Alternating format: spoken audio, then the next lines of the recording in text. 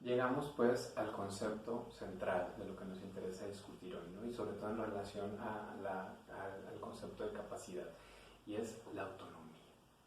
Entonces, la autonomía va a ser para Kant el fundamento de la dignidad de la naturaleza humana y de toda naturaleza racional. Es decir, las razones por las cuales cualquier vida humana o vida racional tienen que respetarse y considerarse como fines en sí mismos se basa en que se consideran seres autónomos. Si no son autónomos, entonces no tienen esta dignidad de la persona humana o persona racional. Y eso va a ser muy importante porque, pues, básicamente, ¿quiénes son los únicos seres entonces autónomos según todo esto que nos está diciendo Kant? Pues los seres humanos. Por lo tanto, son los únicos que tienen esa dignidad, son los únicos que pueden considerarse como fines en sí mismos. Todo lo demás que existe en la naturaleza puede utilizarse como medio para cualquier otro fin sin ningún problema. ¿Sí? Ahora bien, en contraste con la autonomía se encuentra la heteronomía, es decir, cuando la ley se busca por fuera de la voluntad. Y en ese caso, lo único que se extraen son imperativos hipotéticos, ¿no? El deber de hacer algo porque se quiere otra cosa. Y ahí lo único que tenemos entonces son principios empíricos o racionales, principios empíricos o racionales que están destinados siempre a errar necesariamente su fin, es lo que dice Kant. Por el contrario, cuando estamos actuando bajo el principio de autonomía, pues podemos llegar, o sea, es que ni siquiera es un problema de llegar a cumplir un fin, es que cuando se es autónomo se es un fin en sí mismo, no es algo a lo que se tenga que llegar, ya se es. Y el principio de autonomía dice lo siguiente, según Kant: no elegir, sino de tal modo que las máximas de la propia elección estén comprendidas a la vez en el mismo querer como ley universal. Si ven, el principio de autonomía es una reformulación muy cercana, ¿no?, del imperativo categórico. Y en este caso, entonces, la forma del querer en general, con lo cual se logra una operación completamente reflexiva, ¿no? O sea, cuando Kant habla aquí de que tiene que llegar a la forma del querer en general, cierra este círculo de la autonomía, ¿no?, de esa reflexión constante, donde, y esto lo dice en la página 444, la aptitud de la máxima de toda buena voluntad parece hacerse a sí misma ley universal. Es ella la única ley que se impone a sí misma la voluntad de todo ser racional. Sí, lo vuelvo a poner. La aptitud de la máxima de toda buena voluntad para hacerse a sí misma ley universal es ella la única ley que se impone a sí misma la voluntad de todo ser racional. O sea, la única ley que tienen los seres racionales es la de llegar a una máxima por la cual su voluntad sea buena. Esa es la expresión máxima de la autonomía. Y para poder entender entonces cómo es que opera esta autonomía de estos seres racionales, tenemos entonces que pasar a hablar acerca ahora sí de la voluntad y de la libertad. Entonces, en primer lugar, la voluntad se entiende para Kant como un tipo de causalidad de los seres vivos en tanto que son seres racionales. Entonces, la voluntad es esa facultad o capacidad que puede generar efectos en el mundo que obedecen precisamente a la naturaleza racional de quien ejecuta o efectúa una acción. La libertad es una propiedad de esa causalidad por voluntad. Vean lo interesante, la libertad es una propiedad de la causalidad por voluntad, de poder ser eficiente, es decir, tener efectos independientemente de causas ajenas que la determinen, como si se tratase de un proceso rígido por una necesidad natural. Por eso les decía que era importante cuando se hacía este paso de la ley natural a el fin en sí mismo, porque justamente en la ley natural entonces vamos a obtener siempre, ¿no?, es la repetición de lo mismo constantemente. En el caso del fin en sí mismo, En efecto, esa máxima o esa ley tiene que repetirse y es la que está constantemente fundamentando todas las acciones, pero eso no quiere decir que la acción y sus efectos no puedan variar, ¿sí? Sino que justamente cómo se manifiesta esa ley o esa máxima que se encuentra en el imperativo categórico puede expresarse a través de distintas acciones. No hay una única acción que la exprese, sino que eso puede darse en diversas acciones.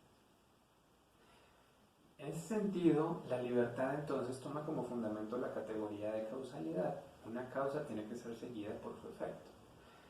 Y siguiendo ese razonamiento, las leyes que sigue son distintas a las de la necesidad natural, pues en el caso de la naturaleza esas leyes son heterónomas, ¿no? Un cuerpo siempre cae gracias a la ley de la gravedad, pero la ley de la gravedad es algo que está por fuera de ese cuerpo, por lo tanto es una ley heterónoma, no hay algo, ¿no?, dentro de los cuerpos mismos que los haga caer, o por lo menos así no lo concibe Kant siguiendo a Newton. La libertad de la voluntad entonces es autonomía, hacerse ley a sí misma, así como en el imperativo categórico o moral. Y la consecuencia directa de esto es que libertad y moralidad son lo mismo, es decir, ambas son autonomía. La autonomía entonces es lo que está ligando aquí justamente el problema de la moralidad a la libertad, a esta forma de causalidad que es propia únicamente de los seres racionales. Y para continuar con su razonamiento, Kant pues nos va a llevar a pensar precisamente que el análisis de la voluntad nos lleva a la idea de una máxima que se contiene a sí misma como ley. Por lo tanto, es una proposición sintética. ¿Sí? Lo que permite la conexión de ese acto de síntesis es la libertad. Entonces, es muy interesante porque, perdón, aquí lo que está diciendo Kant es la voluntad no contiene esas leyes en sí misma. El único proceso por el cual podemos llegar a pensar que esa ley es algo que se encuentra en la voluntad es a través de la libertad. Entonces, no se encuentra como algo ya fijo o dado, sino que tiene que ser algo que se produce dentro de la misma voluntad constantemente. Y aquí aparece un presupuesto fundamental de todo el análisis de la filosofía práctica kantiana, y es el siguiente: todo ser racional que tiene una voluntad tiene también la idea de libertad, es decir, tiene que considerarse como autor de sus principios, la cual tiene causalidad con respecto de sus objetos. Entonces, se presupone que todo ser racional es un ser libre. Pero vean, se presupone. ¿Sí? Entiendan lo que significa eso. O sea, Kant no nos está ofreciendo una demostración de la libertad. No nos está diciendo, vean, la libertad se da de esta y esta y esta manera y proviene de esta y esta y esta situación en el ser humano, o ocurre de la siguiente forma. No, la libertad únicamente se tiene que presuponer. Y por eso es una idea. No hay manera de decir la libertad existe o la libertad actúa de esta forma. En un proceso por libertad se ve así en una cadena causal o en el tiempo. La libertad únicamente puede presuponerse. Y ese presupuesto de la libertad es lo que permite pensar, es decir, es la condición de posibilidad de las máximas de las acciones como principios objetivos y válidos universalmente. Entonces, por eso, en este caso, por ejemplo, es tan importante una idea, porque si no tenemos la idea de libertad, es decir, presuponer que absolutamente todos los seres racionales son seres libres, no podemos entonces pensar que las máximas de acción son máximas universales, necesarias, es decir, válidas para todos los seres racionales que puedan existir. ¿Sí? Por eso es tan importante la idea de libertad, aunque sea solo como presupuesto del sistema. En ese sentido, y a la luz de ese presupuesto, entonces, el ser humano no puede, o más bien, tenemos que llegar a esa noción de que el ser humano es un fin en sí mismo a través de un camino, de una ruta diferente a la de la filosofía teórica. Porque si ustedes recuerdan, en la filosofía teórica habíamos dicho que el ser humano no se puede conocer como es en sí mismo, ¿no? Solamente tiene acceso a sus estados a través del sentido interno, a través del tiempo, como una representación o una sucesión de representaciones que es el yo empírico de ese ser humano. Pero esas representaciones empíricas no pueden ser el fundamento de su libertad. Por lo tanto, tenemos que encontrar la manera de que ese ser humano tenga acceso a su existencia en sí misma por otro lado, por una vía alternativa. Y eso es a través de la actividad pura del ser humano. Entonces, todo lo que en el ser humano pueda ser actividad pura, aquella a la que se tiene acceso de forma inmediata y no a través de las intuiciones, pertenece al mundo intelectual del cual no se puede conocer nada, pero sí nos está dando una indicación de cuál es ese en sí del ser humano.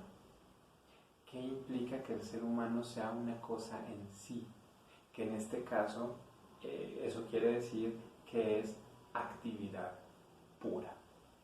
Por eso les decía yo que cuando veíamos la discusión sobre la cosa en sí, que cuando ya pasábamos al dominio de la filosofía práctica, esa cosa en sí ya tenía algunas determinaciones. Y una es que es un ser racional, en este caso que es un ser humano, y la otra es que es pura actividad. ¿Sí? No estamos concibiendo una cosa entonces a la manera de cosas materiales, ¿no? Sustancializadas, corporales, sino como una mera actividad. Entonces, el ser humano como un ser, como una cosa en sí para la filosofía práctica es actividad pura. Y esa actividad pura es el ser humano libre o moral, ¿no? Es esa capacidad de actuar, esa posibilidad de hacer algo, de iniciar una cadena causal en el mundo que no obedece a una causa previa dada por naturaleza. ¿Sí?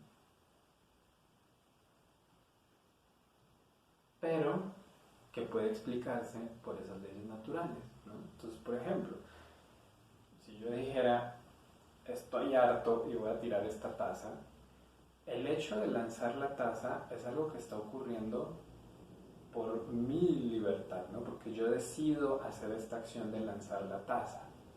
Ahora, todo lo que ocurre, ¿no? Ya en el terreno de la materialidad y del mundo físico, con lanzar la taza, que describa un movimiento parabólico y se choque con la pared, o caiga y se rompa, todo eso se puede explicar en términos de las leyes de la naturaleza. Pero aquello que inicia esa acción, es decir, por qué yo decidí agarrar la taza y lanzarla, eso solamente pertenece a mi yo, a mi ser humano como ser en sí mismo, como cosa en sí, como ser libre, como capacidad de actuar y de iniciar una cadena causal que no obedece que no fue iniciada por la naturaleza. ¿Sí? Pero bueno, esto es nada más un ejemplo, ¿no? En este caso, por ejemplo, de llevarla a la boca y tomar, ahí puedo decir que eso es algo que sí obedece a la naturaleza porque estoy satisfaciendo una necesidad natural que es la sed. Entonces, en ese caso, no hay como tal una cuestión de libertad, ¿no? Entonces, lo que tiene de particular la libertad justamente es que las acciones libres pueden darse en los dos, es decir, no pueden darse, perdón, se describen desde estos dos regímenes, desde el teórico y desde el práctico. Entonces,